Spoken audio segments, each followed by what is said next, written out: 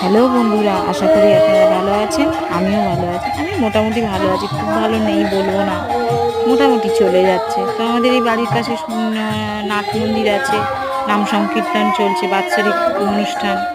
তো এই কিছু মুহূর্ত একটু তুলে ধরলাম, কিছু মুহূর্ত আপনাদের সঙ্গে শেয়ার করলাম। ইচ্ছা হলো, দেখুন, ভালো লাগলে লাইক করবেন, কমেন্ট করবেন, আর খারাপ লাগলে এড়িয়ে চলে যাবেন। কি বলবো আর। আজ থেকে বিধান হলো প্রতি বৎসর ভক্তগণ এইভাবে অন্নকূটের সেবা আমাকে দেবে।